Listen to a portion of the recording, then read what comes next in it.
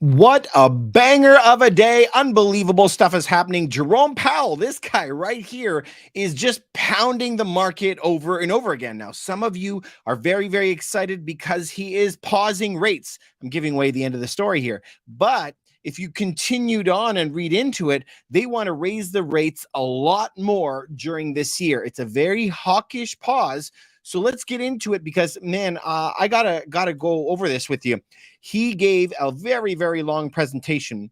He left a couple bombs in there that I want to point out to you. And I listened to the entire thing. I read all the minutes and the producer index, so you don't have to. We're going to summarize it all for you right now. All right. So let's start off with number one, his speech. And I'm going to tell you right in advance, in the first couple minutes, this guy is going to tell you a lot. Okay. And so I'm going to try to tell you the important parts as we go along. All right. So let's start off with him right now.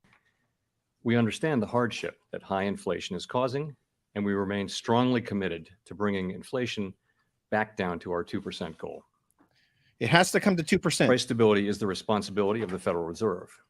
Without price stability, the economy doesn't work for anyone.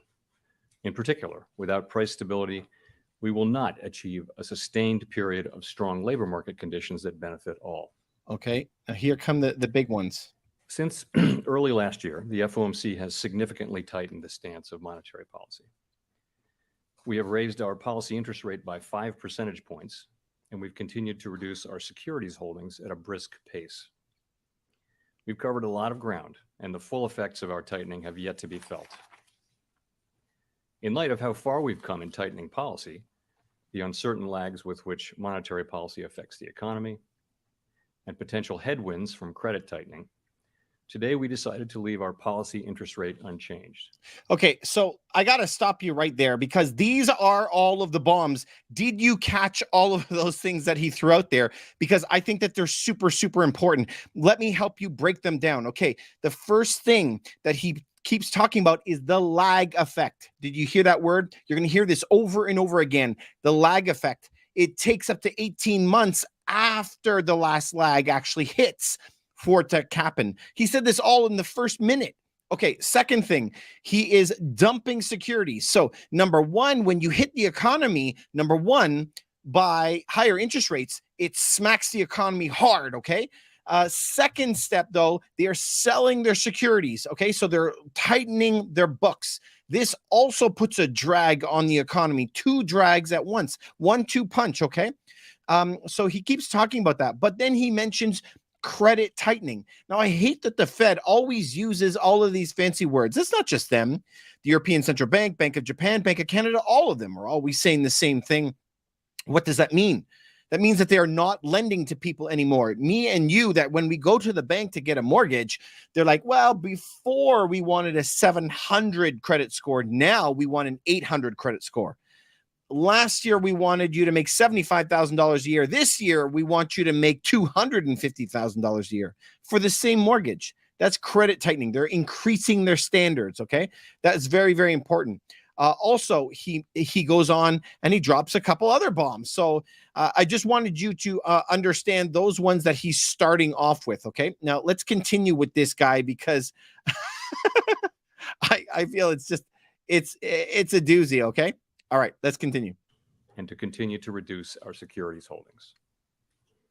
Looking ahead, nearly all committee participants view it as likely that some further rate increases will be appropriate this year to bring inflation down to 2% over time.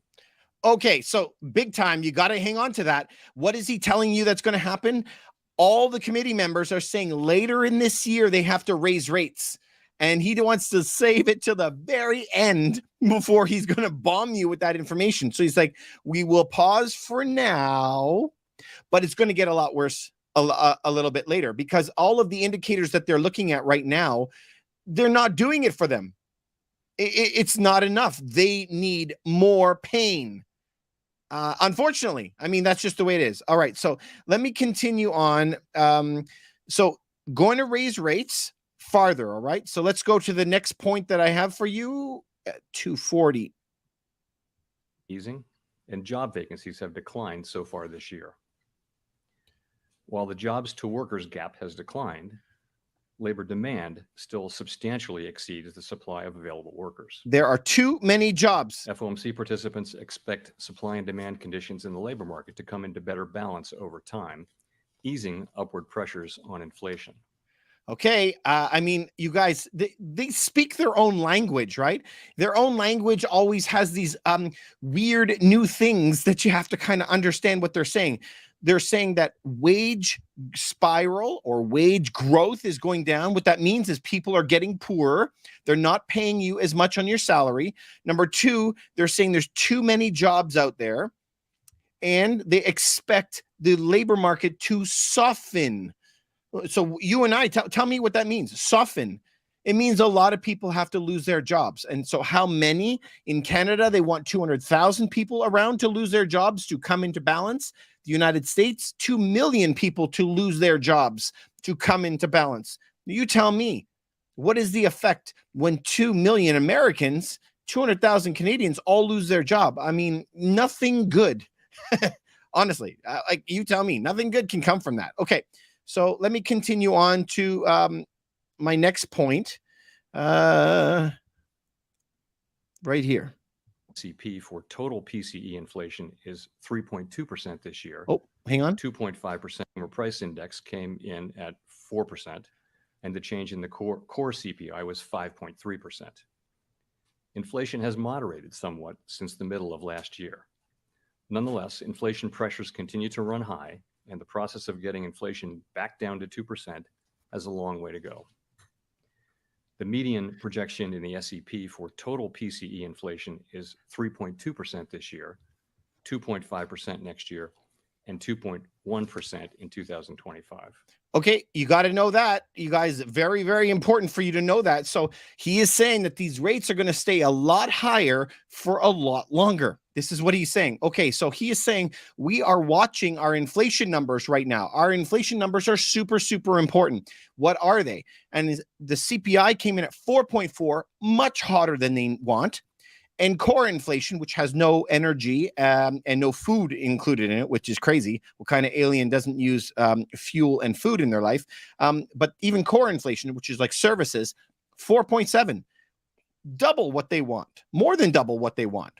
So they are watching this like a hawk, way too hot. And so he says, we think inflation is going to come down by the end of the year. If we can get 2 million people to lose their job, inflation will come down to 3%, 3.2 this year, 2.5 next year, 2.1 the year after. What does that tell you? He is intending to tell you that these rates have to stay high for a lot longer than you think. 3 years out. Do I think that they're going to be able to hang on to these super high rates for 3 years? I don't believe there's a chance in hell that they can do that. But this is what he's trying to signal the market. Let's play the devil's advocate for a second and go on the other side. What happens if he said to you, we intend to drop rates down to zero, at the end of the year? Just imagine they said that. There would be this stampede of 1 million people running to buy homes. And guess what would happen now? The market would absolutely die. And then as 1 million people go and buy homes at Christmas time, then there's going to be inflation like crazy. Well, I can't have that, right? That doesn't work. So he is saying this is going to last a long, long time. This is what your takeaway has to be. That what he is mentioning. Okay, let's go to and then he's got a couple questions. He's only got a short statement. Far we've come in tightening policy, the uncertain lags with which monetary policy affects the economy, and potential headwinds from credit tightening. The committee decided it. Did you see again? He's mentioning tightening. So, like they're not giving loans to just anybody. And second point, the lag effect, which I'm going to show you guys in a second right now. And here is, I think, the biggest bomb that you guys got to pay attention to right here, where he tells you what he thinks is going to happen by the end of the year. If the economy evolves as projected, the median participant projects that the appropriate level of the federal funds rate will be 5.6% at the end of this year. Hello? Are we not paying attention to that? So he's going to pause right now. Okay, he's going to pause right now just as a gift to you, but he's got to raise a couple more times this year. He has to have it land at 5.6% by the end of the year. What does that mean to me and you? That means that if you're in Canada, you got to be expecting an interest rate of 7.5%. If you're in the States, you could be seeing 8.5% as the advertised rates. But on top of these advertised rates is what they keep talking about, credit tightening. Let me give you an example. I had a client of mine that he goes to the bank. He's looking for a $250,000 line of credit. He has good income. They wanted $1 million of collateral from this client, $1 million as collateral to give him a $250,000. Well, you would not have even heard of that a year and a half ago, not even close. If you have a credit score of over 800 and incredible stable jobs, now all of a sudden your mortgage rate's going to be 9.5%. The banks are telling you that you have to be AAA, cream of the crop. But I've never met somebody who can get that. All of the people that I know are getting mortgage rates of 8s and 9s. So imagine what it's going to be when it's almost 3/4 or a full percent higher than what it is today. Woo! This is some serious stuff. Okay, so let me break down a couple things I want to show you about what is actually happening. So, we're live today. Thank you very much, all the people who are on YouTube, who are on Instagram, who are on Facebook, who are on TikTok. We really appreciate it. And we're going to be able to get to a lot of your questions very, very soon. So these rates are going to be going up a lot higher. So let me share with you a couple of the screens that I prepared. I prepared a lot of things for you. So hopefully you will really appreciate what we did. Thank you guys for the whole team for helping us put all of this together. We really appreciate all of your efforts. So let's continue on with this.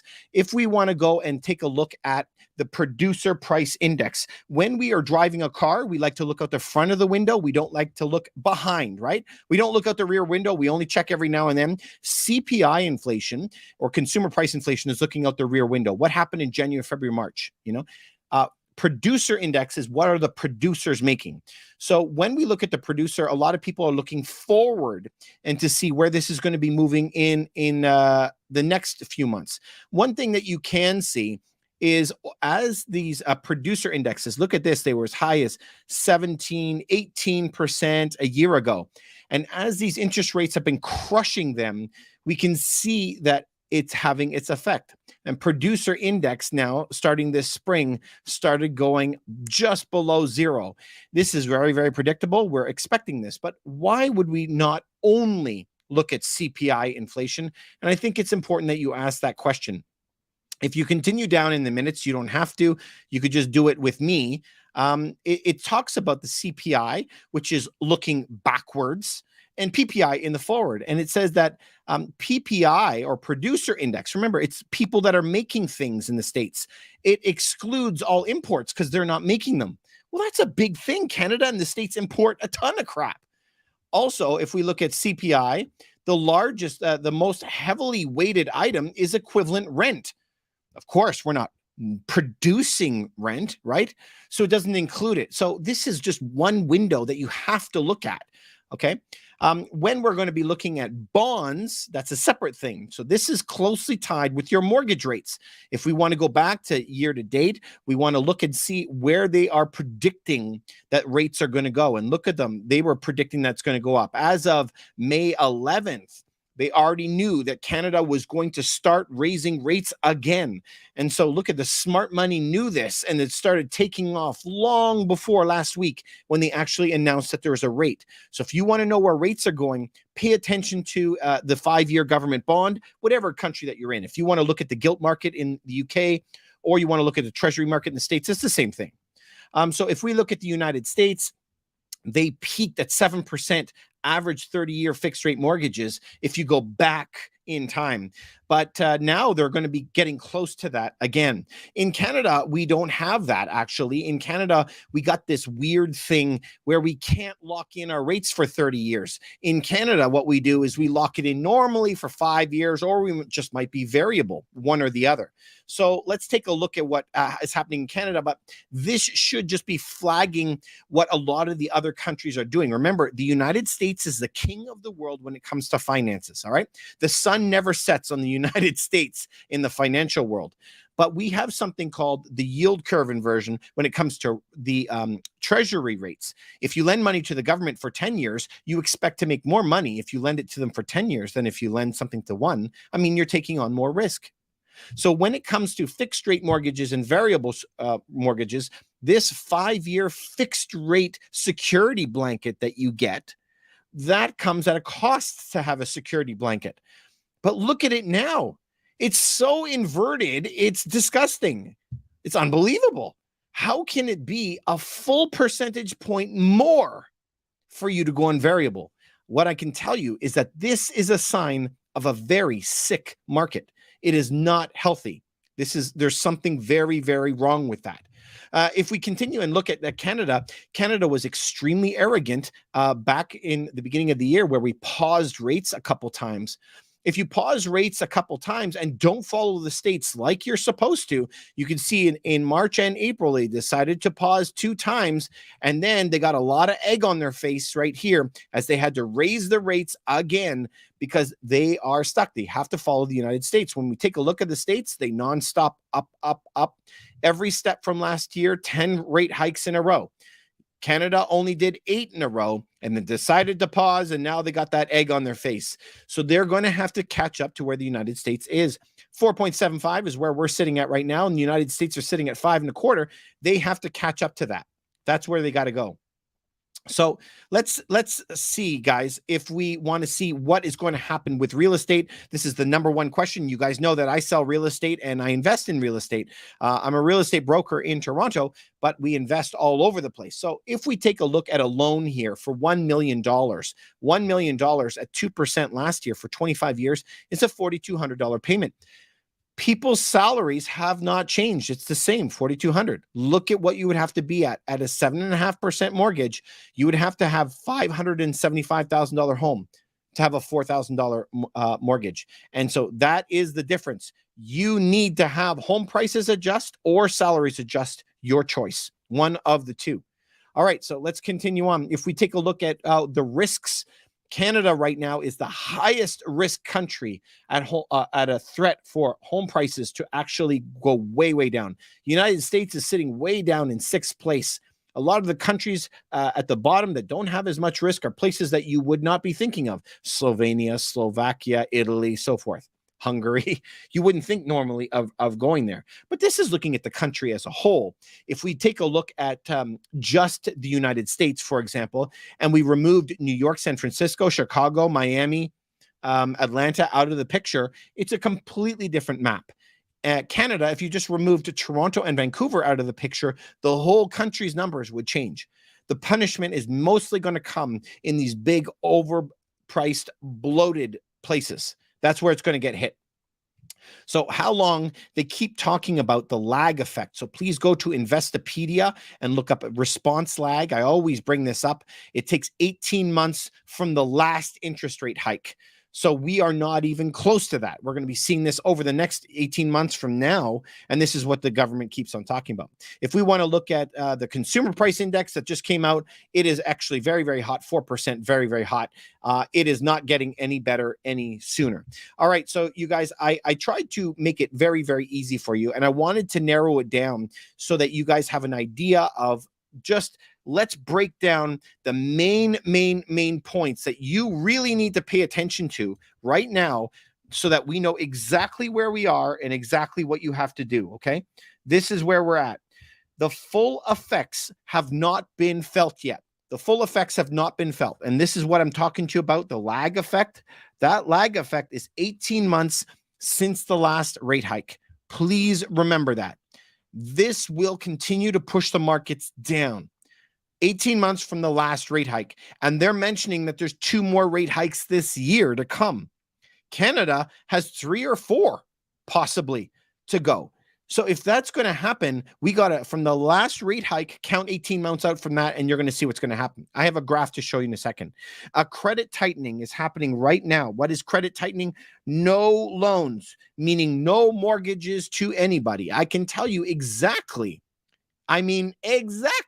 what's going to happen if nobody gets a mortgage. If nobody can get a mortgage, home prices are going to drop like a rock. That's what I want you to know. Home prices are going to absolutely crumple. Just imagine that only 10% of people buy with cash. If you take all of that away, it's over. I'm telling you, it's over. Okay. So likely more credit rate hikes. What are they saying? 5.6% is where you're going to be. 5.6% is the Fed rates. So that means a mortgage rate of about 8% that you got to be looking for, maybe even 9%. I wouldn't be surprised if we're already breaching 10s. I have seen 10s already today. So if we have to raise rates a full percentage point from where we are today, 10s are easily going to be there.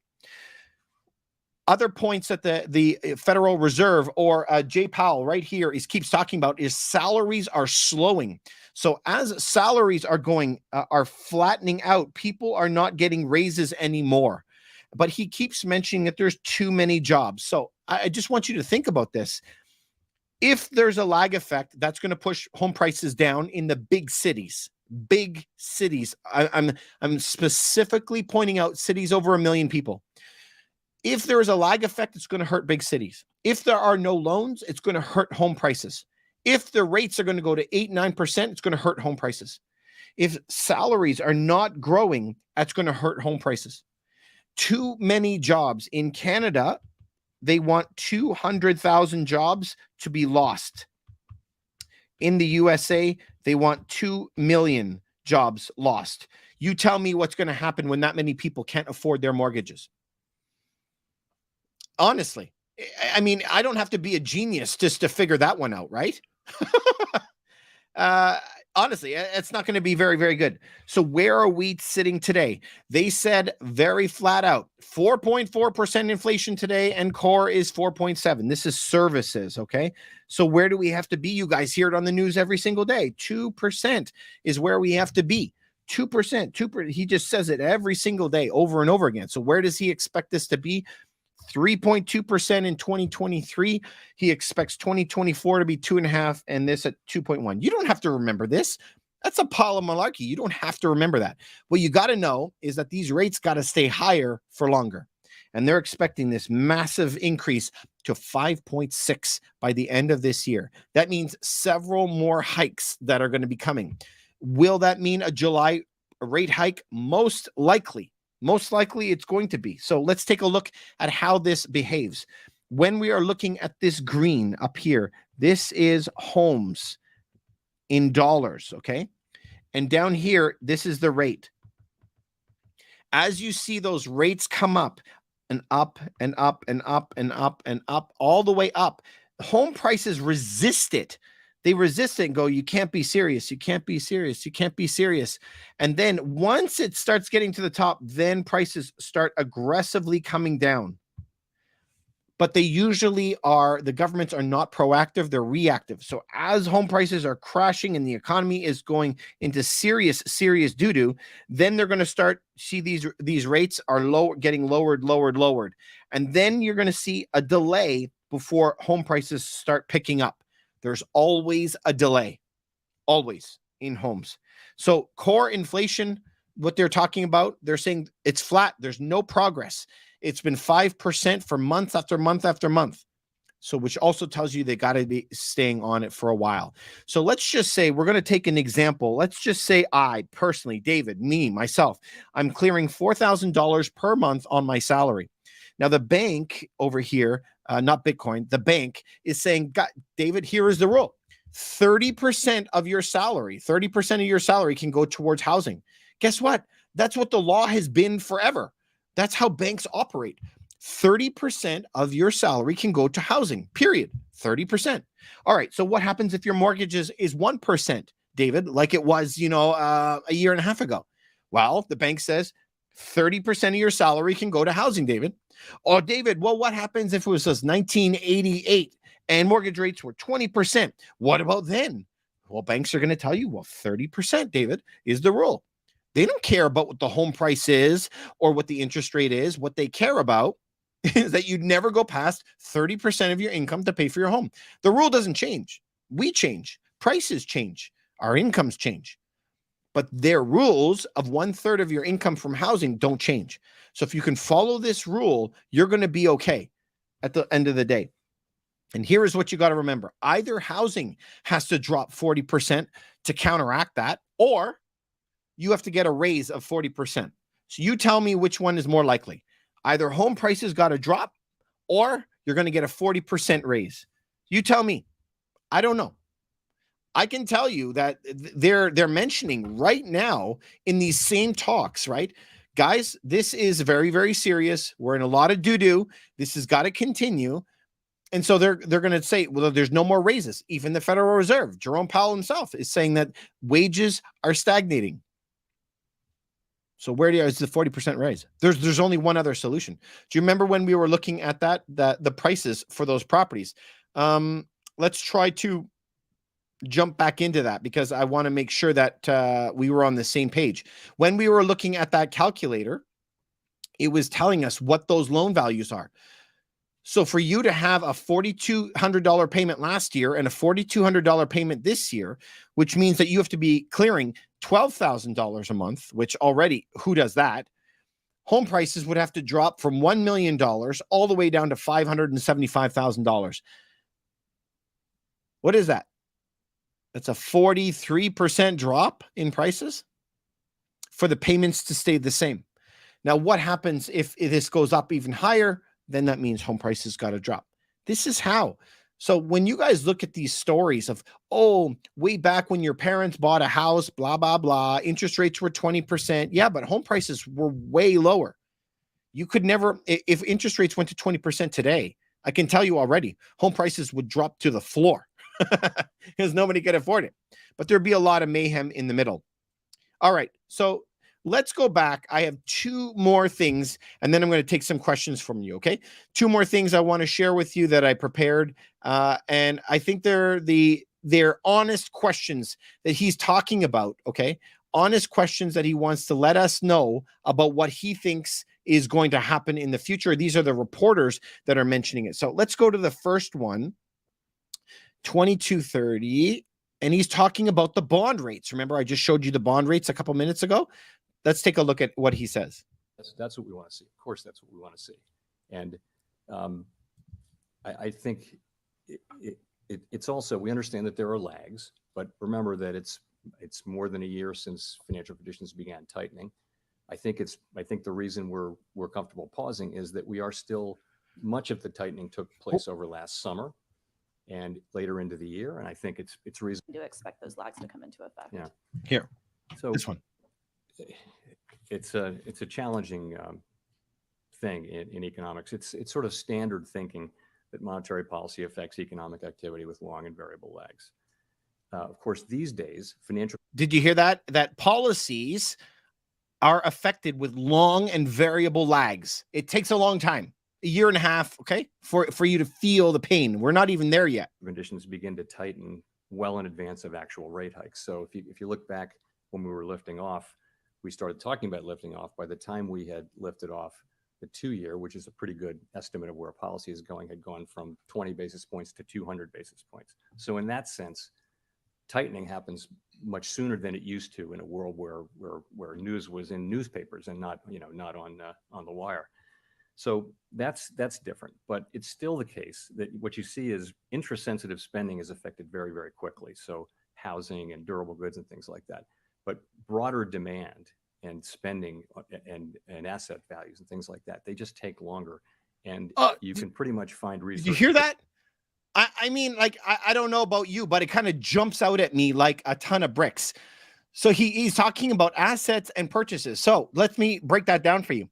If I'm looking for a house and my mortgage was approved for me today, okay, and it was good for $1 million, and then tomorrow I find out that the interest rate has gone up, my mortgage broker will call me the same day, and call me and go, hey, David, you can't get $1 million anymore. You can now only get 900,000 immediately.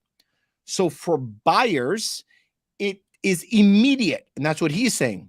Immediate for those people who are spending the money today, right away. But assets lag, meaning the sellers take a long time for them to come to grips with that and understand what is happening. So for buyers, it's instant. For sellers, it takes a long time. Did you see when I did that map of the little red line of the rates going up? It takes a long time for that price to actually adjust. And then once it starts adjusting, it's like a snowball that kind of goes off a cliff. And so he is just reiterating what we all know on this channel anyway, right?